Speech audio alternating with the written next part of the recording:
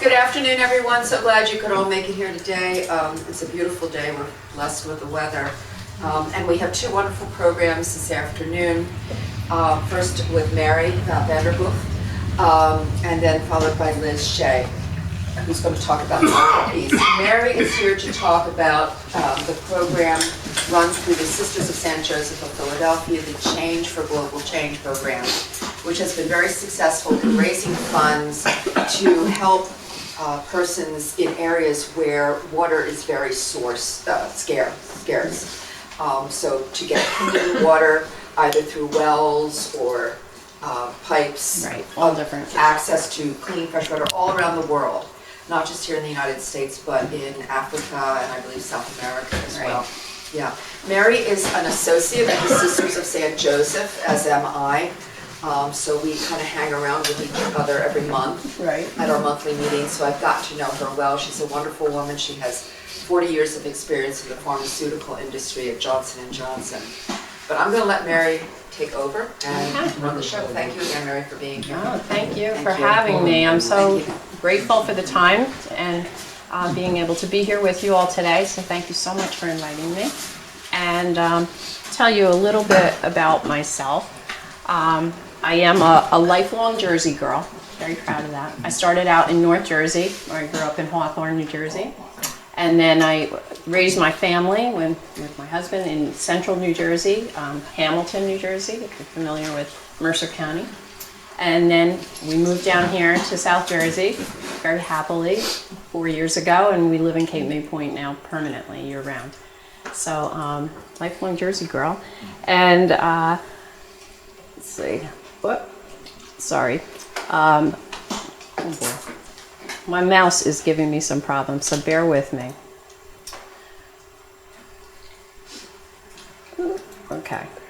As Ann said, I'm retired from the pharmaceutical industry, and I'm an associate in mission with the Sisters of St. Joseph, which means I'm not a nun, neither is Ann, as you know. We're lay people who are associated with the sisters, and we try to learn about their spirituality and be united with them in their ministry and in their work. And I've been doing that for 7 years now, and as part of that, I became a board member of this nonprofit organization, Change for Global Change, that the sisters founded, that I'll talk to you more about. So I've been on the board of that for 7 years, and I just want to preface my remarks today by mentioning that I'm not a climate scientist. I'm going to talk to you a little bit about climate change and environmental science, but I'm not an environmental scientist or a climate change expert. But because Change for Global Change is so intimately involved in bringing clean water to places that are being affected by climate change, I've had to learn a little bit about it. So I always try to put that into my talks because education is part of our mission as part of the nonprofit. So I will be sharing something about all that tonight. So the goals for my talk for you this afternoon are to, first of all, give you an overview of the global water crisis, what's happening around the world, give you an overview of the impact the global water crisis is having on the poorest and most vulnerable citizens of our planet, then give you an idea of how we view the water crisis through the lens of our Catholic faith. I'm Catholic. The Sisters of St. Joseph are a congregation of Catholic women. And I've, in researching a little bit about the Quaker faith before this talk, I realized we have so much in common, I think, in the way we look at this. So that was a really nice thing for me to discover, and I can talk a little bit about what I discovered about that. And then finally, I'll talk about Change for Global Change, which was the Sisters of St. Joseph's action response to their prayerful discernment about what to do about the crisis. So, as you know, water equals life. I mean, there's nothing more essential to life on Earth than water. We certainly need it for everything we do: bathing, drinking, cooking, raising crops, sanitation. But from Cape Town to Flint, Michigan, from sub-Saharan Africa to the teeming cities of Asia, we're facing a water crisis where people are struggling to access both the quantity of water they need and the quality of water they need. Climate change is a major reason that we have this reduction in the supply of fresh water available for human use. As the frequency of extreme weather events increases, our supply of fresh water becomes more and more scarce, more unpredictable, and more polluted. The United Nations reports that around 74% of natural disasters that occurred between 2001 and 2018 were water-related, either floods or droughts. And the frequency and the intensity of these events are escalating rapidly as climate change progresses. Now, the statistics on the number of the poor and vulnerable around the world that are affected by what we call water stress are absolutely staggering. 4 billion people, almost half the world's population, experience water scarcity, severe water scarcity, for at least 1 month each year. It's an enormous amount of people. Over 2 billion people currently live in countries where the water supply is inadequate for the population.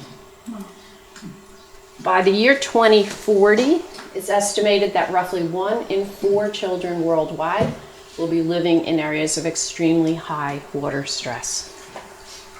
Oops. And by 2025, that's next year, 50% of the world's population is projected to live in water-stressed areas as a result of climate change. And for all these statistics, it's low-income families in these areas that bear the greatest brunt of this crisis. The burdens due to physical and economic water stress, which disproportionately affect the poor, are numerous and have serious implications for their health and quality of life.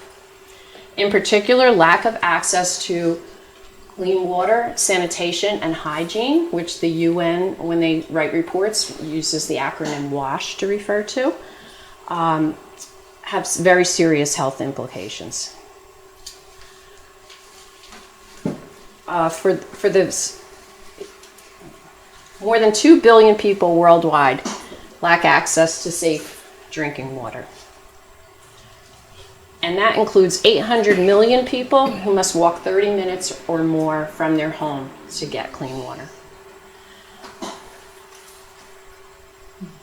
In 2002, 3.5 billion people still lacked safely managed sanitation, including 419 million who were forced to practice open defecation. 2.3 billion people lack basic hygiene services. That includes just basic soap and water in their home. They just don't even have that in their home. And almost 2 billion people depend on health care facilities without basic water services. So even in the healthcare facilities where they go to seek medical help, there are no basic water services or sanitation. Now in 2015, the UN established 17 Sustainable Development Goals. They were adopted by all UN member states as part of a 15-year plan. And the goal was to achieve all of these goals by the year 2030, so 6 more years from now. Goal 6 of those goals was to provide clean water and sanitation for all. And while progress has been made, the UN reports that we are off track for achieving this goal by 2030. At the current rates of progress, 1.6 billion people will still lack safely managed drinking water by then. 2.8 billion people will still lack safely managed sanitation. 1.9 billion people will lack basic hand washing hygiene facilities. Now, water scarcity is also linked very closely to food insecurity. Without water, people don't have a means for raising crops or raising livestock, and therefore they can't provide enough food for the fast-growing populations in these countries. At least in part due to water stress, the world is also not on track then to achieve Sustainable Development Goal number 2 that the UN established, which was zero hunger by the year 2030. Water stress is also a major contributor to gender inequality in many parts of the world. And that's because women and girls are tasked with carrying water for their family 4 out of 5 times. The average woman in rural Africa walks 6 kilometers over 3.5 miles every day to haul an average of 40 pounds of water to supply the family's needs. Girls often cannot go to school because they are the ones tasked with hauling the water for the family, while their brothers are often the ones sent to school. And women cannot earn income outside of the home because they are also carrying water with their children. We see this issue frequently reflected in the grant applications, and I'll talk more about how Change for Global Change works, but we get grant applications from different areas of the world where they want to do a water project. And many of the projects that we get asked for are projects designed to alleviate this burden for girls and women so that they can go to school and so that the women can work outside the home. The picture at the top left of the slide is from a grant application we received in 2011 to dig tube wells in a rural village in India. And the picture of the young girl on the right is from another one of our grants back in 2008 to build cisterns to store rainwater in a rural village in Brazil. Now, the global water crisis is also a contributor to racial inequality. And here we're talking about indigenous people first. Through their traditional practices, I'm sure you know, and I heard the report about your own work with indigenous people. Indigenous people have preserved the quality of water on their territories traditionally for centuries. And their territories still comprise about 25% of the world's land surface. However, the world's estimated 70 million to 500 million indigenous people suffer frequent water rights violations. They have systematically lost local control of their ancestral lands and water due to encroachment, pollution, and excessive water extraction. And along with the effects of climate change, this has led many indigenous people to no longer have access to safe drinking water for themselves. This slide here, the picture on this slide is of indigenous kelp farmers of the Shinnecock Nation in eastern Long Island, New York. They were awarded a grant from our organization last year. It was sponsored by the Sisters of St. Joseph of Brentwood, New York, for the continuation and growth of their kelp hatchery. Growing kelp in Shinnecock Bay is helping to remove excess nitrogen and carbon from the water, thus producing a healthier environment for marine life there. Now, statistics from the US EPA show not only that communities of color are more likely to have unsafe drinking water, but they're also the communities that are less likely to be granted federal funds to improve water safety in their communities. So it's also a question of racial inequality. And conflict is another consequence of the water crisis, and one that's predicted to become much more widespread as the crisis worsens. Changes in water availability, particularly water scarcity, increase competition between water users, making conflict more likely. Conflicts can erupt when water sources cross multiple international boundaries, and water scarcity causes countries to claim the available water for their own use and deny adequate water supplies for their neighbors. Conflicts are also caused by mass migrations of people forced to relocate due to droughts and flooding. The UN predicts that some 700 million people could be displaced by intense water scarcity by the year 2030. In Ukraine, we know that Russia has targeted and destroyed water infrastructure in many cities, leaving 6 million people with limited or no access to water in 2022. Some social scientists predict that we may eventually see another world war sparked largely by lack of water. You've got a hand up. Yeah, in traveling through Northern California and part of Oregon, I was very struck by the fact that that the public radio station does not call itself by the state that it's in, but uses the name Jefferson. We're in Jefferson because those people in Northern California and Southern Oregon feel so much that all their water is being shipped south to LA, Yeah.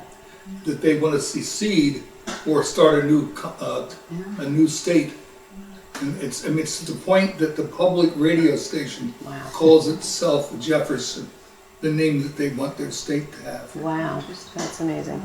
I had heard that. I had read that Yeah. somewhere. Oh, yeah. Yeah, I mean, it's did- pretty yeah, serious The stuff. crisis A while out in ago. the West is really bad because the A while aquifers ago. are being completely over Yeah, extracted. and my wife is from California, and just can't even believe what it's like when we returned, of course. It's some parts are just absolutely hideously dry. Right. And of course, we all, I'm sure, have heard that the Colorado River never actually exits into the Gulf of California. Right. Right. It never makes it. Right. Yeah. But it's anyway, crazy. but the idea that we have a place that wants to call itself the state of Jefferson entirely over water, Right. because And they so don't that's, get, they that's a didn't get hint to of what control the their own conflict water. potential is over this issue. Yeah, Right. oh yeah. Yeah. It's really a hot issue. So of course it begs the question, how can we respond? And after I hit everybody with all these statistics, I always say, let's take a moment, just take a deep breath, because it's a lot of really negative information It's to deliver. Overwhelming. And so I always just ask us to close our eyes for a minute and just, how can we respond?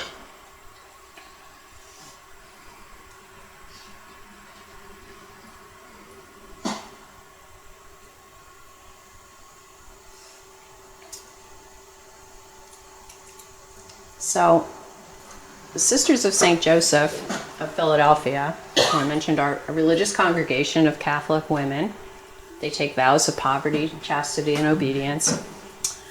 Their charism, the particular way they relate to God that gives them their purpose, their meditation, and animates their action, is captured in this quote: moving always toward loving God and loving the dear neighbor without distinction.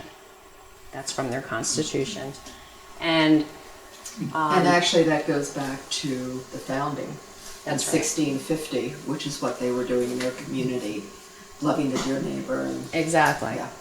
And so as the sisters over the years have discerned who is our dear neighbor, and of course that includes everyone on earth, they've also discerned that their dear neighbor is also earth.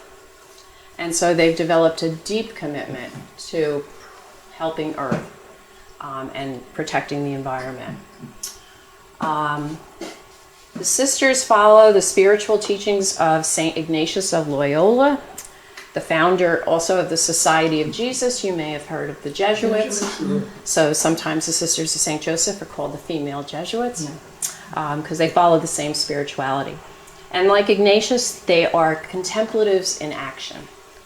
So St. Ignatius believed that prayer and reflection should so guide our choices and actions that our activity itself becomes a way of entering into union with and praising God.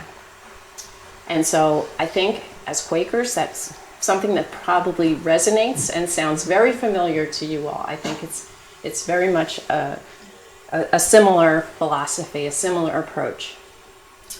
So every 5 years, the Sisters of St. Joseph meet in something they call chapter to listen to the Spirit and prayerfully discern how God is calling them to act in the world. And so back in 2004, they prayerfully discerned how were they going to respond to the growing climate crisis and the growing water crisis that they saw happening around them. And out of that discernment, they go into chapter for about a week, prayerful meditation. And out of that, they decided to focus their prayer and action on care for the earth, but in particular on water access. And that decision came directly out of their charism, to love God and the dear neighbor without distinction. So in 2006, 2 years after that chapter, they finally got to founding Change for Global Change. So they formed a nonprofit, a separate 501c3, and that was designed to be their response to the water crisis and to their commitment to earth and to the poor. So since 2006, every year, Change for Global Change does basically two things. We teach people about the importance of caring for Earth and its natural resources, especially water. And we raise money to help people living in areas of water stress gain access to clean water. Now, the money we raise each year is used to fund very small grants, $5,000 or less, for sustainable water projects in regions of the world where the poor and vulnerable are being most affected by climate change. And we're very proud of the fact that we're an entirely volunteer organization. There's no one taking a salary as part of our organization. We have very minimal operating costs. So more than 99% of the money that gets raised goes directly to these grants that we award.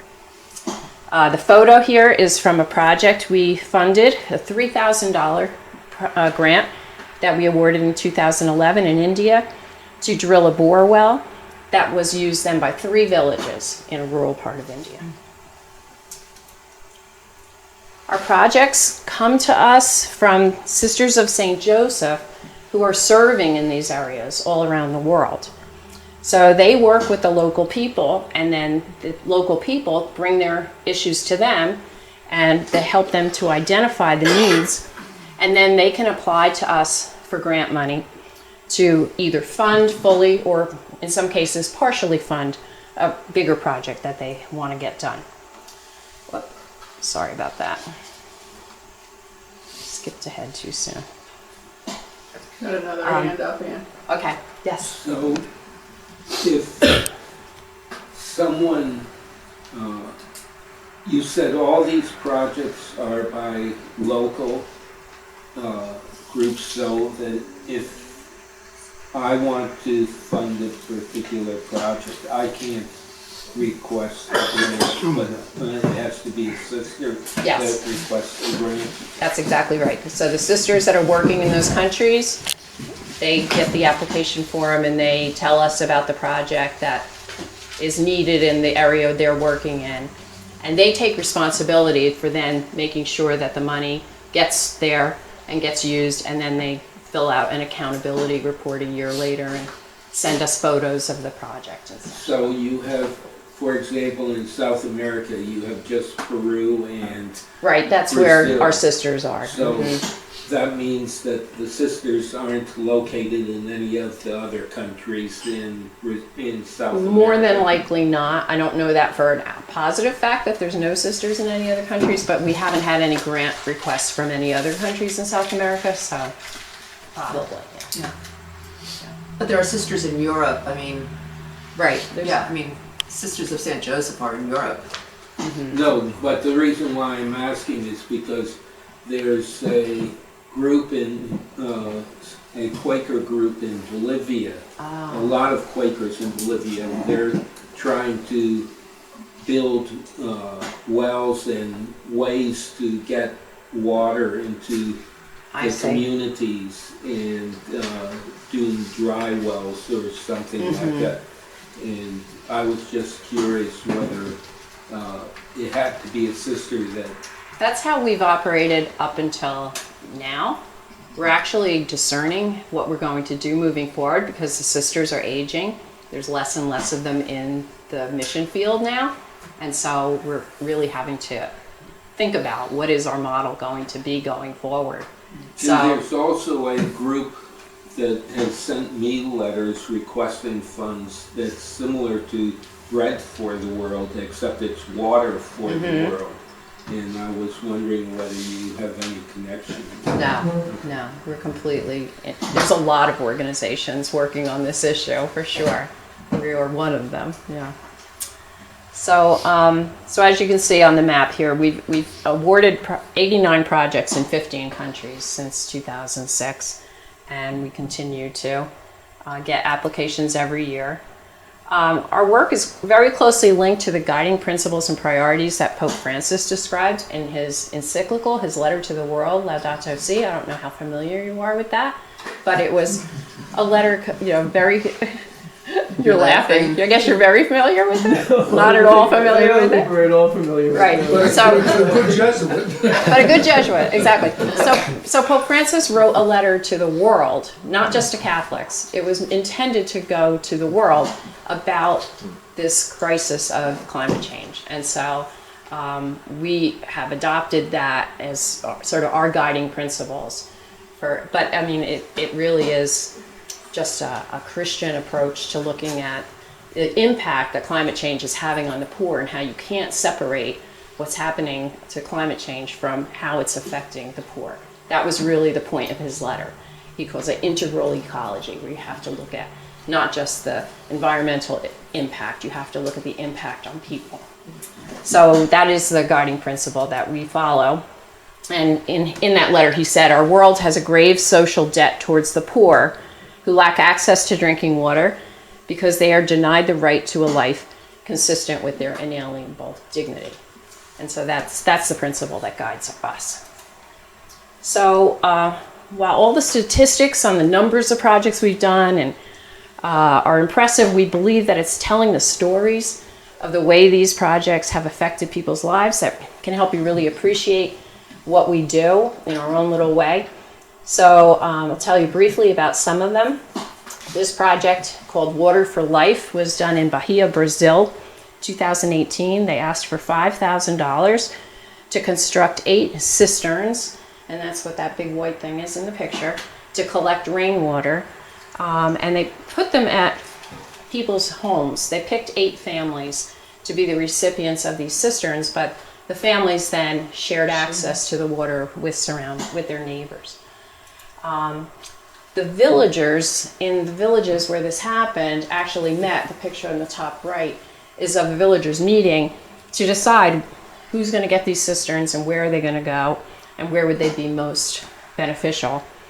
Like many of the projects we fund, the construction materials and the labor were either donated by local builders or discounted heavily. And the families themselves provided some of the labor for the construction that was needed. And because of this project, the children in these families were able to be in school and no longer fetching water all day. Here's another example of a project. This one was from 2019 in Boipura, India. This was a $4,000 grant, and it was for a project to restore a pond that was the sole source of livelihood for poor fishermen in a rural village. These fishermen were members of a lower caste tribe called the Boy community, and the government had decided that they had been fishing wherever they wanted. The government suddenly decided, nope, you're assigned to this pond. This is the only place you're allowed to fish. That pond had been not maintained.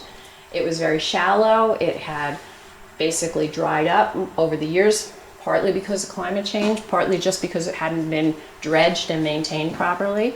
And so they really had no source of livelihood anymore. So they asked for this $4,000 just to be able to dredge and deepen the pond so that it would retain more water during the rainy season and make it through the dry season. And so that's what they did with the money. And now that pond has become a sustainable source of fishing again for the villagers. But we like to say, you know, your small change has a big impact when you donate to Change for Global Change. This project helped 6,000 people living in 4 different villages. And not only was the pond restored for the fishing men, but the pond also then served as a percolation tank. So all the land around the pond started filling up, and the tube wells that had been dug all around also were restored. So then there was water for irrigating crops, there was water for giving to livestock, and so all the farmers around also benefited from this. Multiplier effect. Right. Yeah. So, you know, pun intended, it had a ripple effect. Yeah. I like puns too, Carl. This is Education for Life, another project we did in Sao Paulo, Brazil in 2019. And this one, the grant was used to educate 40 families in Sao Paulo on sustainable methods of gardening and water use. So the group purchased equipment to irrigate a community garden. Now, Sao Paulo is a huge metropolitan city. There's very little land to farm on. So the people have very small plots, but they formed a community garden and they were able to install this irrigation. But they were educated really on how to make the best use out of the small amount of land that they had to produce the most produce for these families. So these families, once they learned this, went home and they all created little kitchen gardens outside their apartment buildings. And so not only did this community garden thrive, but now they had kitchen gardens. And then other people came and said, oh, teach me how to do that. And so again, the effects spread out from this small project. This one is a water project at a girls' school in Haiti in 2014, where we installed a water pump at a school for girls. And you know, this drilling of a borehole here provided clean water for drinking, bathing, and hand washing. And again, it's helping girls to be able to remain in school and get an education, which is so important.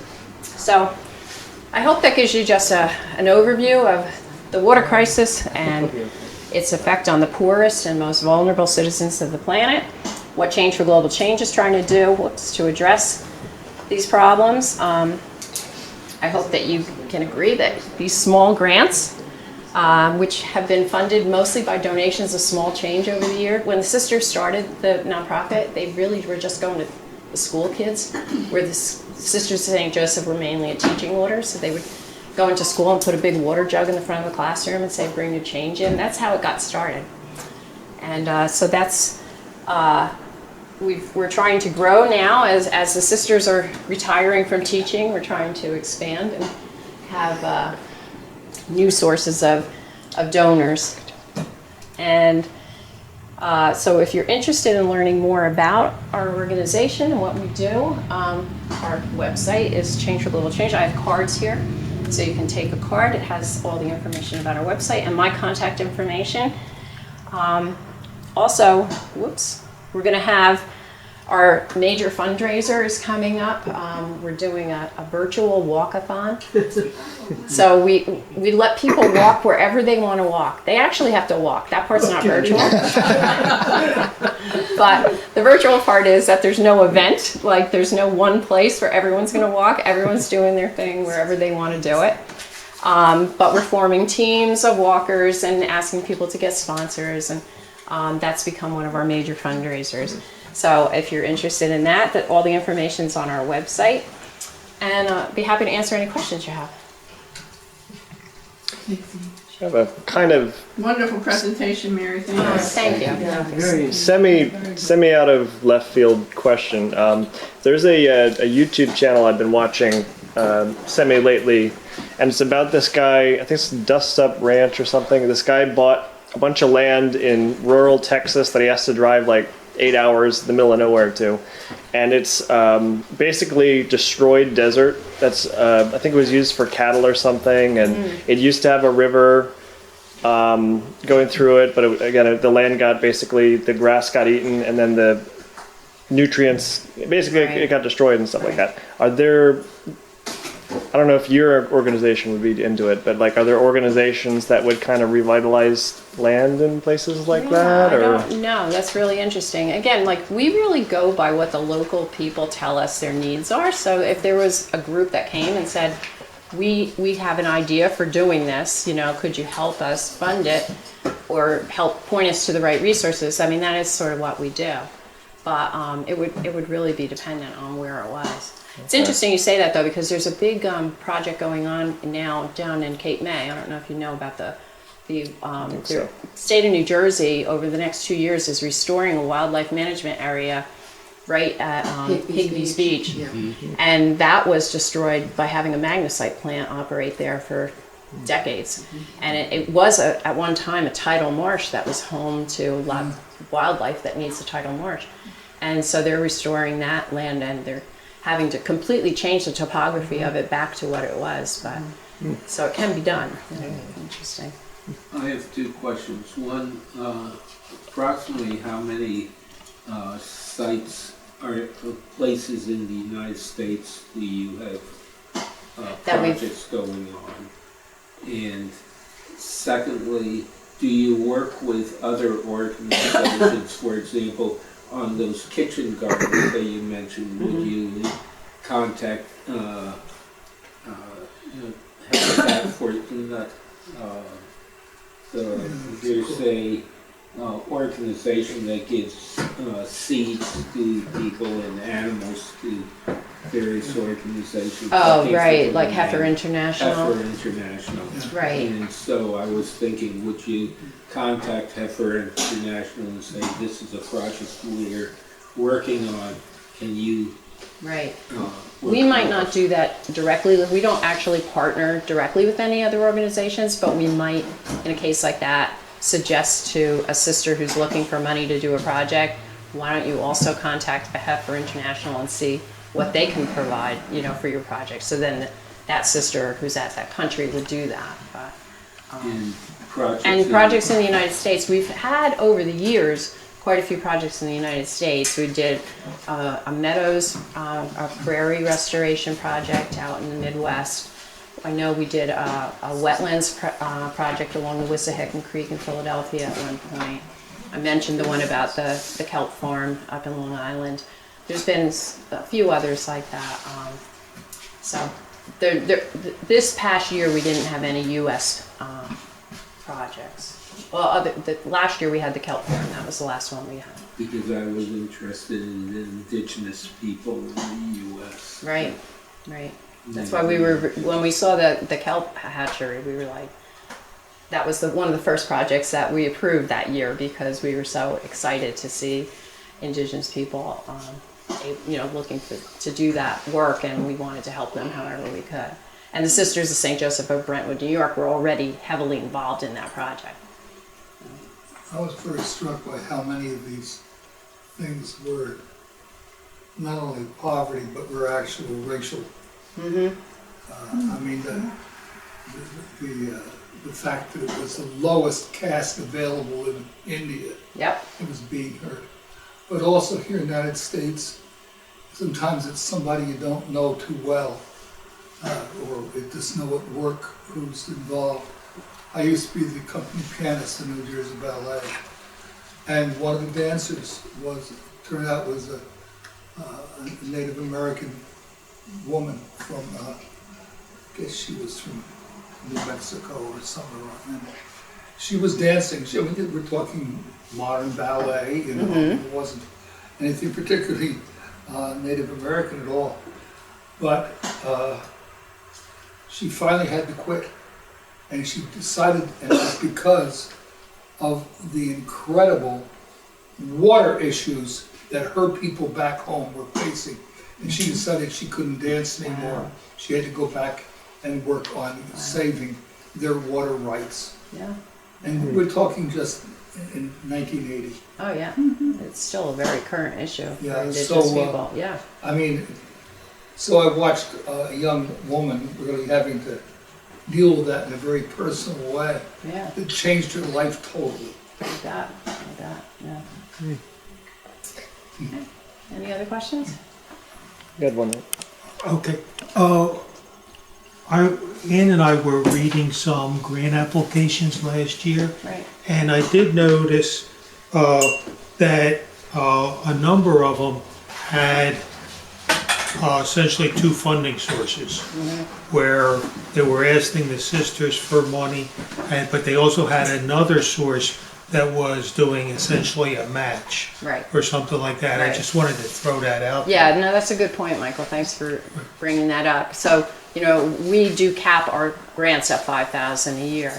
And so often, if the project's going to cost more than $5,000, the site has already approached another donor. And so we try to make sure that they have, if it's going to be a project that's going to cost more than $5,000, we want to make sure that they actually have the funding in place to be able to get the project done. We don't want to give them the $5,000 and then they never get the rest of the money and it sat there.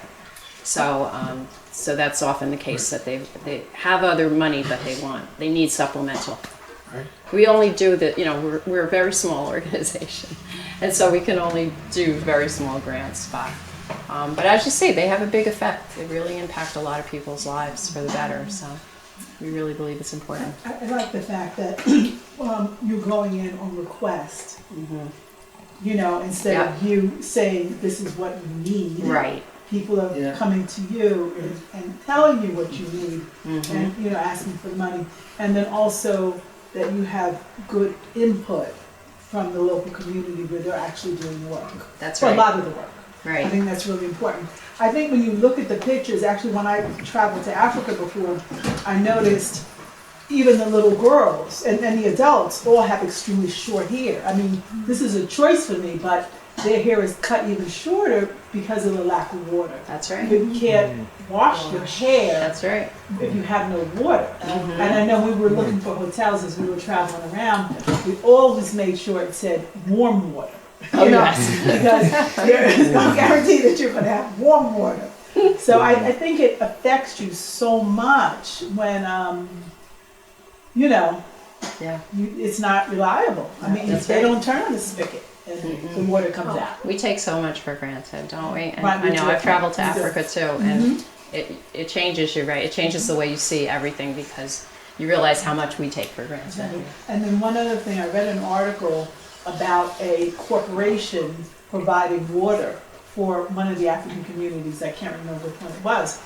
But, of course, I shouldn't say of course, but the water was, the spigot and everything, the pump and the water was provided on this side of a busy road that the corporation needed to move their product, you know, to wherever they were moving it Right. to. And so that the women would nearly take a whole day because they'd have to wait until the, you know, the trucks. It was would not- safe to get Exactly, across. right, Yeah. with the children and with the, Yeah. you know, with carrying it on their Carrying it. head. So it was almost like, really? Right. Why'd you put it there? Exactly. Right. Man did it. It made There you go. no sense why they did that, you know? Other than it was for their own benefit, but yet and still they can say, we're providing water for this community. Right, right. No, that's really important, and it's such a good point that you're making because there's a body of thought called Catholic social teaching that drives a lot of what we do as Catholics in the social justice realm, and that principle is called subsidiarity. It's, you don't go and tell a community, this is what we're doing for you. You go and you ask, what do you need? And then you involve the people and you listen and you let them make the decisions, and you are the facilitators, but you're not driving and telling them what they need. Yeah, really important. Well, thank you so much for your time and attention. I really appreciate it, and it was really lovely being with you today. Appreciate it.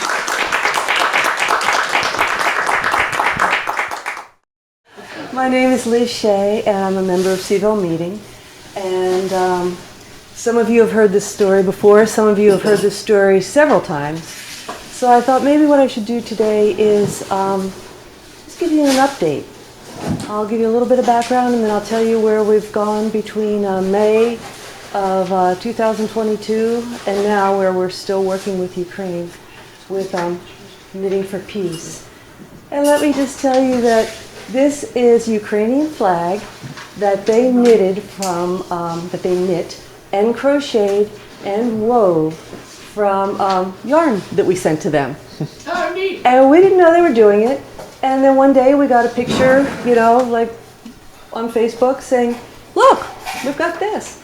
Then for Flag Day, because apparently Russia is not very happy about the fact that they have their own flag, for Flag Day they took this out into the community, and it's one of the most wonderful videos I've ever seen. They're waving the flag, the kids are running around underneath it. It's just absolutely awesome. Then they took it all apart and they made socks for amputees. So I mean, they're talk about resilient people. And it all began, once again, with the Sisters of St. Joseph. Sister Celeste came, talked to us about her experiences working on the Polish border. This is right, I'm sorry, this is right after the, I'm sorry, I'm going to go back. Still getting comfortable up here. Okay, this is right after the Invasion. thank you. Okay. I'm still trying to get settled up here. Okay.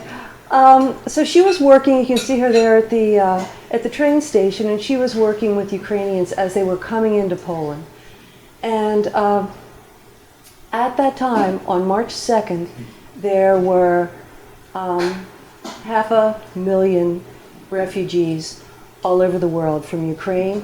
By March 25th, the number of refugees just in Poland was over 2 million. So things happened immediately. And I was here. We had a wonderful presentation. I came here with Helena Bew, who also lives in Cape May Point, or did. And, we went home and we're like, if we weren't old, if we weren't, we'd be driving an ambulance. What can we do, to live up to the Quaker Peace testimony, which, there's a copy of the Nobel Peace Prize we won in World War II for the work that we did peacefully working with the Europeans. So, we're talking about it. I'm all upset. She's all upset because, we couldn't think of anything to do. I wake up in the middle of the night and this voice says, you can knit. And I said, no, I can't. And so, which I can't. And so I called my friend Craig. You can see her up there with the hat on. I called Craig and she can knit. And she called some of her friends. And the next thing you know, we've come up with this idea. And that was our first flyer. Imagine Ukrainian families opening boxes filled with handmade scarves and hats and blankets as they struggle through the winter, because we really never thought this was going to last that much longer. We thought, 1 year, we'll keep them warm, the war will be over, it'll all be fine. So I brought it to show it to Sister Celeste, and I said, if we can do this, if we can build it, can you help us get these knitted goods to the people in Poland that are working with the refugees? And she said, well, I think we can. And so we started. And you can see BJ over there in the bottom knitting. We had to show you in a minute. Okay, so the first knitters basically were here in Seaville and at a little place in Arts and Soul Gardens in West Cape May. And there we are, and as you can see, like from the bottom picture, we knitted a lot of goods for these families. And 80% of the refugees are children. And probably another 15% are women. And then maybe 5% that stayed in the country. Well, I haven't told you this part of the story yet, but that stayed in the country are elderly or ill or infirm in some way. So as we're there, we had Bill Barlow, who some of you might know. He's a member of Seaville, and he's also a newspaper reporter. This day, we had him come. We're telling him all about this great idea we have, and along comes Sister Celeste calling in saying, it hasn't worked out. We can't do what we were hoping to be able to do to send the things to Poland. And so I've got the reporter there. And I'm just like, okay, I'm not going to tell him. We're just going to figure this out. Lo and behold, within the week, we see in the newspaper that in Cape May itself was an organization called Cape May Shelters Less, one county helping another stay alive. And they're people we know. These are business people in Cape May. There's Vesna, she works in one of the banks there. Patrick McGonigal is a philanthropist. Charity, who lives across the street from me, is a realtor, and the two at the end own Elaine's restaurant. So these are well-off people who have decided, because Vesna has a brother who runs a shelter in a little town in Ukraine. So they're doing it already. They're sending food, they're sending money for food, they're sending clothing, they're sending lights, they're sending everything that they can to this shelter. At that time, it was one shelter, and it was had 500 people in it. Now it's 3 shelters, and they have 1,500 people that they're sheltering. So down there at the very bottom, I wanted to show you this because before they did anything else, they went over, the people in the middle picture went over to the town in Ukraine, met with the people who were going to be distributing these goods, and that's all of them down there at the bottom. At the Ukraine airport, actually. Okay, Lutsk is a city in northwestern Ukraine. There's really nothing special about it except that Vesna's brother runs the shelter there. She worked for NATO and he worked for the UN during the with Yugoslavian refugees. So they already knew how to do it. So when her brother had married a Ukrainian woman, they didn't want to leave. They just said, how can we help? And so this is what Lutsk looked like, I'd say about 5 years ago. Beautiful, beautiful city. In the bottom right, you can see how it looked about 4 days ago. And I just picked that photo off of the internet. And in the middle, you can see the black and white picture is of a synagogue that was burned by the Nazis in 1947. And I have that on because In 47, Liz, or? 47, what did I say? 37. 47. 37? Can't be. Oh, I'm sorry, I was thinking 47, you're right. Yeah. Yeah. So it was burned by them, but the point is that while Ukrainians were dealing with the Nazis, they built an entire infrastructure underground. And that's what they're living from now.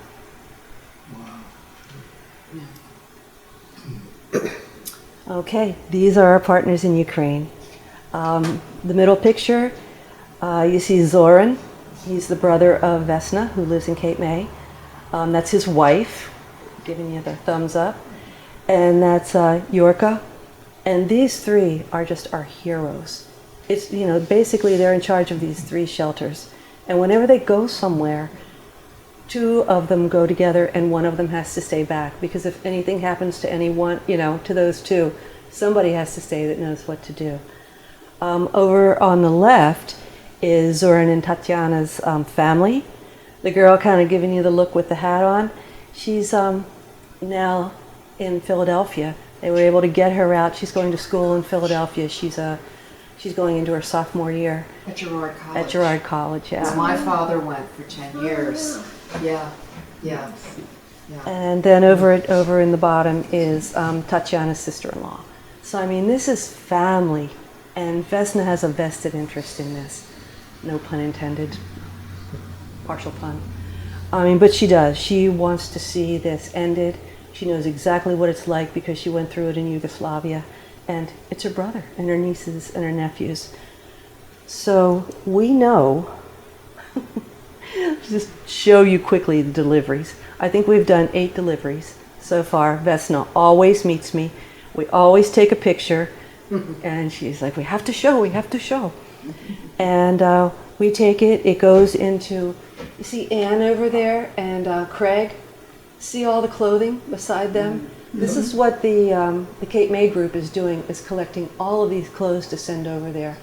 And then these big bags of knitting go into that same room and they box them up and they have a freight company that takes them to Poland. Once they arrive in Poland, then they are taken by the mail truck, the Ukrainian mail truck, because it's not a target for anything. It's just the mail. And they take it directly to the shelter. And everything in Cape May is dropped off at Elaine's restaurant. Right. Whether it's our knitted items, once we gather them. Eventually. Or the clothing or medical equipment and supplies that they collect. Yeah. Personal care items. Yeah. So notice that this was actually the second trip that we took. But notice the Afghan, the yellow and blue one, on the top of my car there? Okay. Look over to the right. That's Philip, wrapped up in that very same Afghan. And I was just telling Barbara a little while ago that even though these people, obviously, they're happy, they've got the hats, they've got the Afghans, everything, their eyes are so sad. I looked through our pictures trying to find some, happily smiling children. They're just so sad. These children have been living underground in a boarded up building for the last 2.5 years.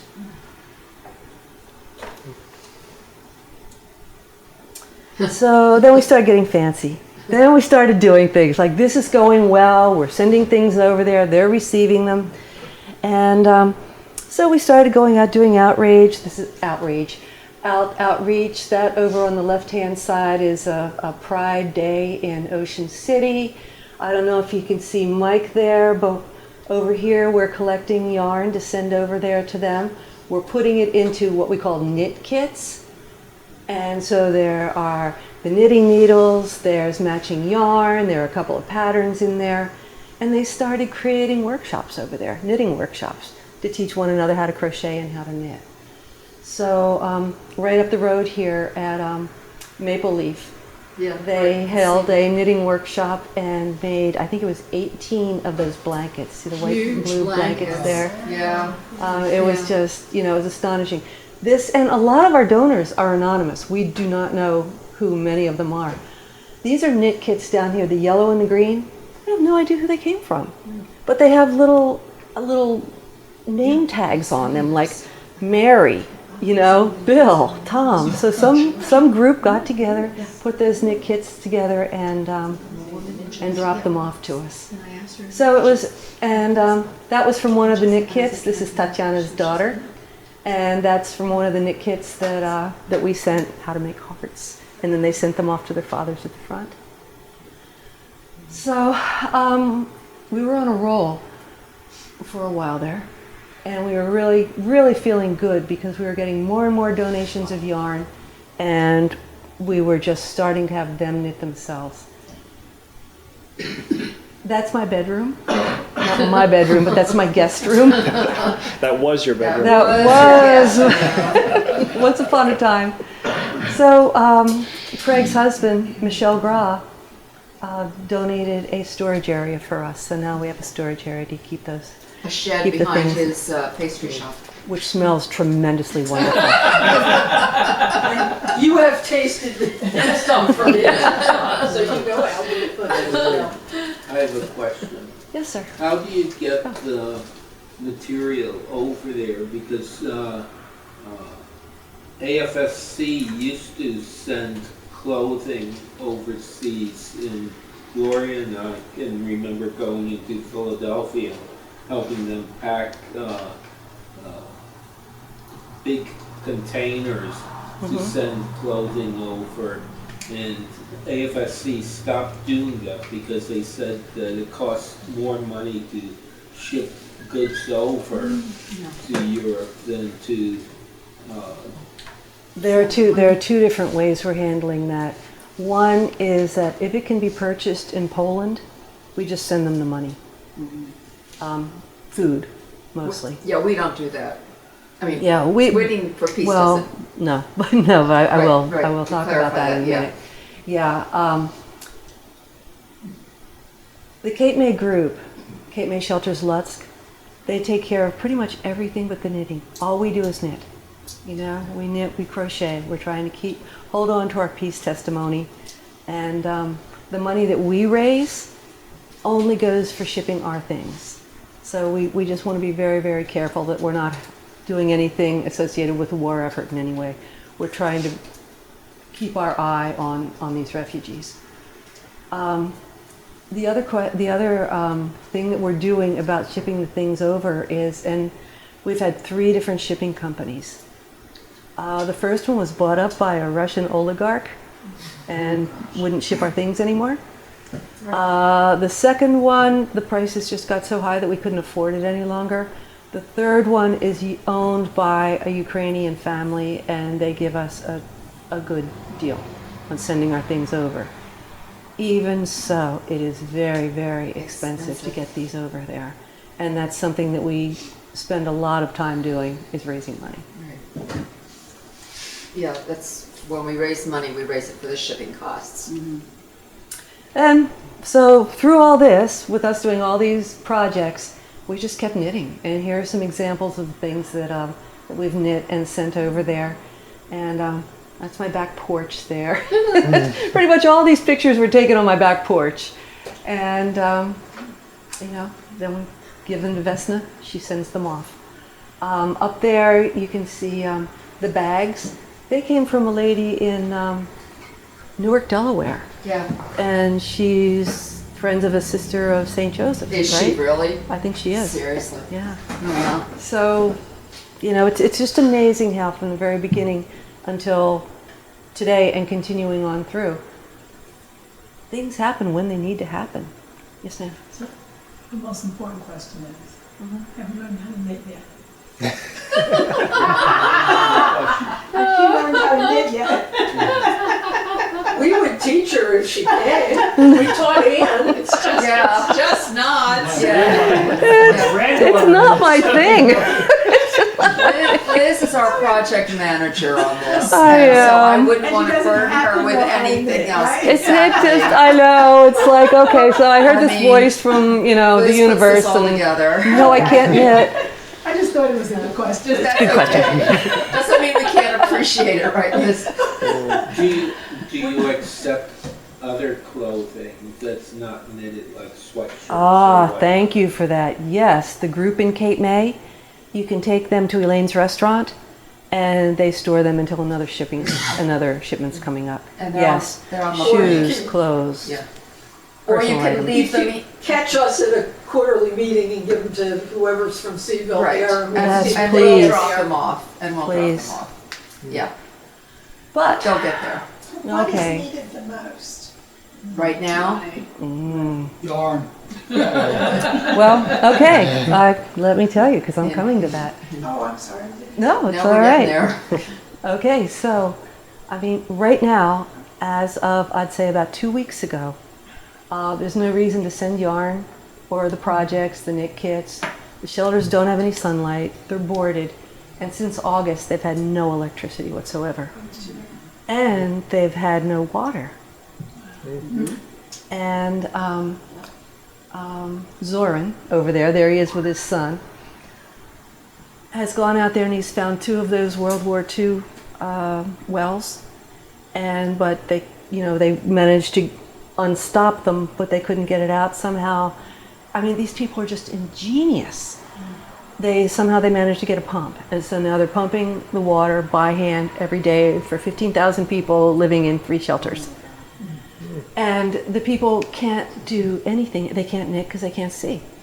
And any light that they might happen to have, they need to use for utilitarian things.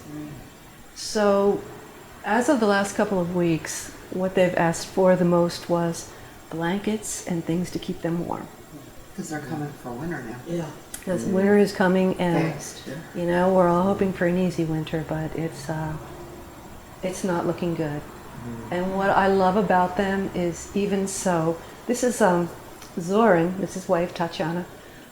He used to do high-end furniture for worldwide, like restaurants and things like that.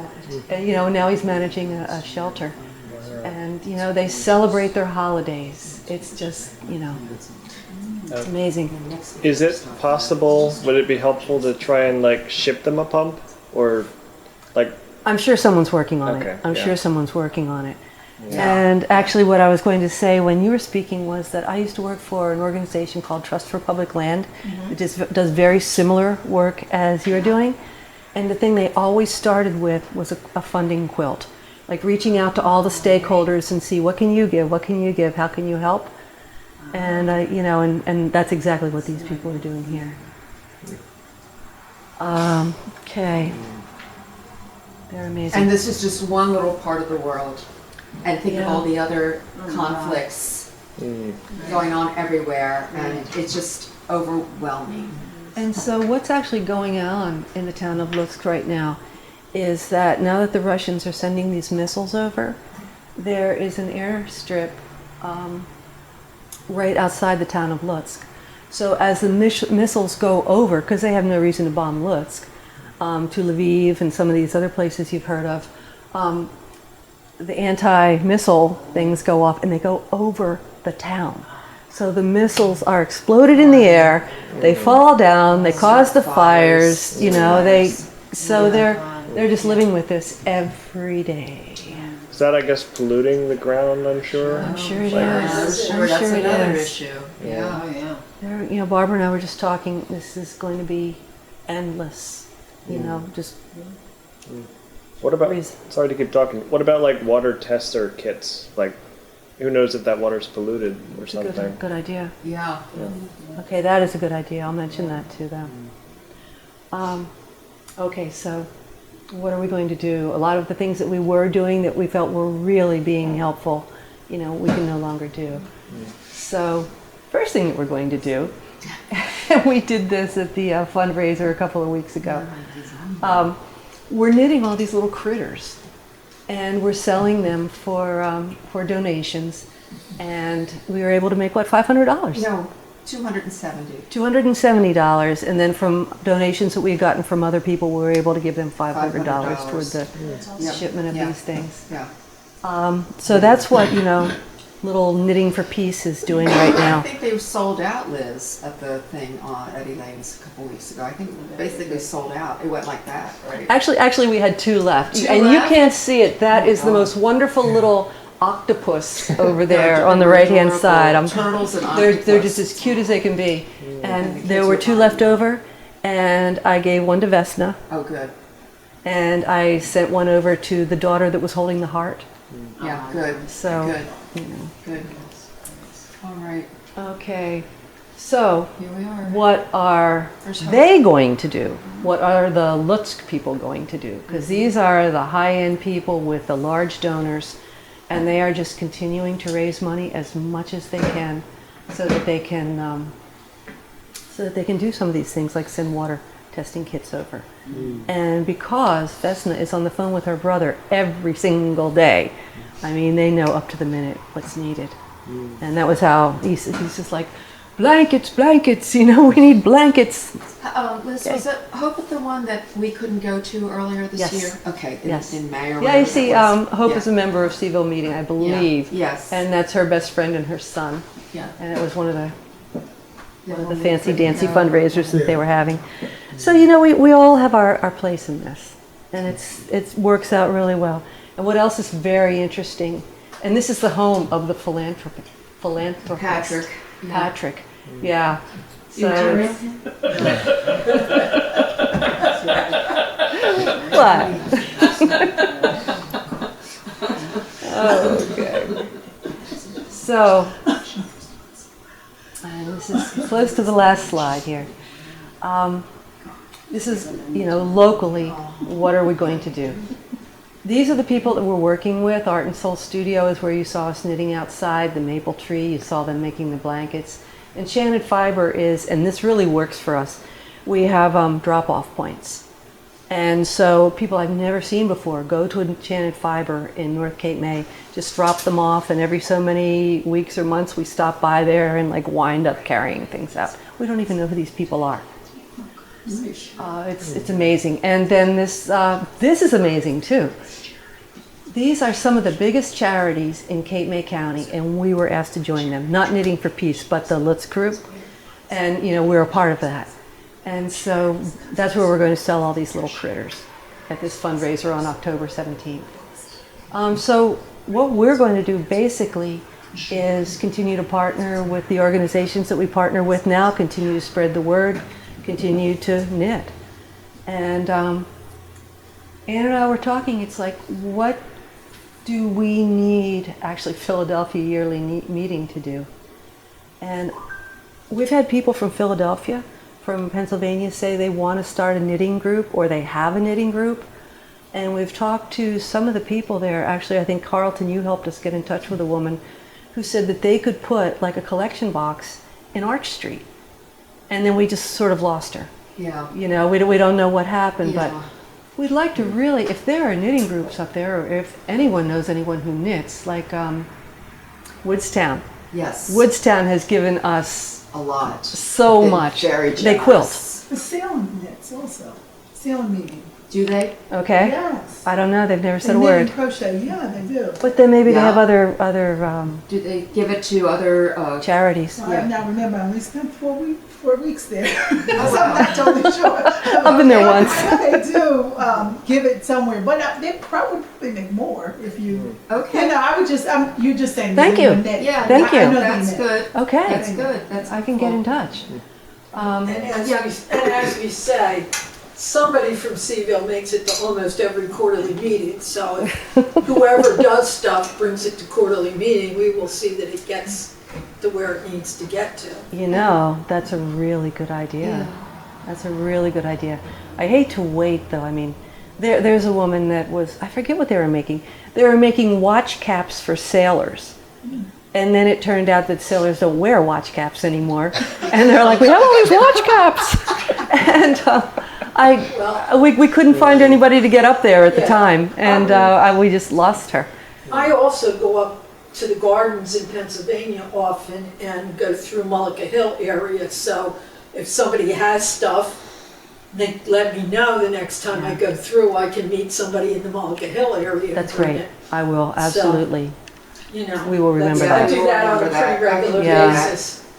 Yeah, and Yeah. I don't mind going places and picking things up. I'm not timid about that. I can, Yeah, the lady from Newark, Delaware, she took the ferry across one time. yeah. And just with a whole trunk full of stuff. I met her at the ferry, took it out, and she just kept on going wherever she was going. So we do what we can. I was just- Yeah, Carlton, go ahead. I'm curious, like, are you, when you're knitting these little toys, whatever? Creatures? Yeah. Creatures. Like, are you selling them as fast as you can make them? Are you, because I'm wondering if you have like a bunch, maybe you could set up like an online store or something. Oh, whoa, hello. I mean, I don't We know how could, but ambitious you to want to be get. honest with you, to this point, I mean, we're sort of underpricing them. But it's so easy for people to pull out a $20 bill. Yeah. And you don't have the issues of sales tax and other stuff. Uh-huh. I'm sure it's for Yeah. charity, but if you do it in Yeah, person, getting nobody needs to know what's going on. That's the Yeah. problem with setting up a Venmo. Yeah. It's so expensive that I don't want to take the money away from the charity. Apparently, there are. Sorry to keep talking, but there are payment processors that have like free processing for charities. Yeah, I've But again, it's a lot of looked setup, into them yeah, and it's yeah, been difficult. But Yeah. I'm I'm persistent And too. I don't think that we're producing so many that we No, because are not pretty much finding a venue to sell them. we've done it at 2 fundraisers, and we have another one coming up. The first In 2 October. fundraisers, You we had sold 2 out, left right? over. Basically. We sold out at the other one, Yeah, so, and so October 17th. Liz, Yes. in terms of trying to raise money for shipping costs, Mhm. have you thought of approaching the Impact Club of Cape May County? And do you know what that is? no, but I think that they probably would have. I mean, these people are so connected. Okay, because it's a group of mainly women who meet, I don't know how often they meet. I don't belong to it myself. I'm thinking of joining. But they have to put up like $100 every meeting, and all the women collectively, this money goes into a pot, and 3 charities get up and they present about what they're doing, and then the women there vote on. I wonder if gets it's the changed the name, because it used to be called Girlfriends, I think. money. Okay. And I belonged to it years ago, yeah. Impact Club of Cape May County, it's now called. And I've Okay. been reading about them with great interest, thinking this is something I Maybe want we to could make a join. presentation there. Yeah. the other Okay. thing, the other Maybe thing we we could could. do. All 3 organizations come away with some money. It's just one gets most of it and the other 2 get a smaller amount. Yeah, The other I, thing we could try doing is Bonnie, who comes, she's not a member, but she's an attender here, is a member of the local quilt club. And That's right. we could ask them, because often they will do charity quilts. And we could ask them if they would do charity quilts, I'll especially talk to if her. there's blankets needed. yeah, that's a Well, great I'll idea. contact her. and Thank ask you. her She's to- done some writing for us, Yeah. and she's Yeah, she a has. great writer. She has. But that's another thing, the quilt, and there's a church who I'm getting ready to donate my leftover quilting fabric, which is about the same as your Yeah. room Yeah. look like. There's a church up in Egg Harbor Township that does charity quilts, so maybe if I drop off some of my fabric, I'll ask them what they There you would go. think I of will of get. that I'll get you of some your- flyers. of this as a I see charity some flyers for you. over here, but I'll get you some more so that you have them. Okay, I'd like you to meet Mr. Pig. They're adorable. Mr. Pig is about yay big. He's pretty big. He's a big boy. And he was donated by someone in Cape May to Knitting for Peace. And he hung around my house for a while, and I'm like, what am I going to do with him? Because I thought we didn't want to take up space on one of those cargo ships with a pig. Right. But he actually got pretty small when you squished him down. So I knitted him this scarf. This is how well I can knit. I knitted him that scarf, and started calling him Mr. Pig, and started like introducing him, on Facebook to the kids over there. And then he arrived there, and he sits by the door now to the shelter, and he doesn't have his needles anymore, but he still wears his scarf. I always look to see if he's still wearing the scarf. And even Tatiana tells me that even grown men who walk in there walk over and like hug him. He's so soft and he's so Yeah, wonderful and he's he's so Yeah, and you were comforting. introducing him to everybody that came to your house, too. Absolutely. Absolutely. Absolutely. Formal I was- introductions. Yeah. So this is the card that was in the knit kits. It says, sometimes when the world seems crazy and you feel that there's nothing you can do, you can knit. It calms your mind, it invites you into a world of color and creativity, and it makes something real that you design for you, for a friend, for a stranger. You can knit alone while talking to a friend or at a football game. Knitting is a friend for life. Sometimes your heart works best through your hands. Knitting for Peace, Cape May, New Jersey. And then Tatiana translated it into Ukraine. So it's two sides of a 3x5 card. And I don't know. You never know what impact something's going to make on someone. And Yeah. I have a friend who, whose husband went through some really terrible medical issues and became very ill while they were in Australia. And he ended up spending 100 days in a hospital in Australia. And then had to fly back here under doctor's supervision, was transferred immediately to a virtual hospital for another 25 days. So it's like 125 days of hospitalization for my friend's husband. And I was trying to think of something that I could do to help her feel better and get her kind of, out of herself with all these problems. So I told her about our project, and I got her some yarn and I got her some needles. And she gave me on Thursday her first knitted finished. She says she does it at night, late at night while she's watching television, and helps her to relax. And now she's going to make a child scarf. She's never knitted in her entire life. Nice. But it gave her something to do and something that benefits her and benefits someone in Ukraine as well. So, it's a win-win situation the way I see this whole project. And It's a the win-win situation. wonderful thing when I called Vesna, and she happened to be on the phone with her brother and her sister-in-law, and I said, look, I have this card and I want them to translate it. And she put me on conference call. Yeah. So then we're talking over to Ukraine, and they're reading it. Tatiana starts to cry, Oh. and they love what we do. They're both artists, and they love that we bring color and warmth, and that it's really It's heartfelt. another way to relate. Yeah. So, are there any other? Crocheting's allowed also, right? Crocheting, And quilting, Yes. quilting, And quilts. I weave. and weaving. As long as it's handmade. Yeah, not store-bought. That's the whole point. That's the whole point. Okay. Thank you, Liz. Thank you for Yep, staying. thank you. I know it's getting late. I appreciate your attention.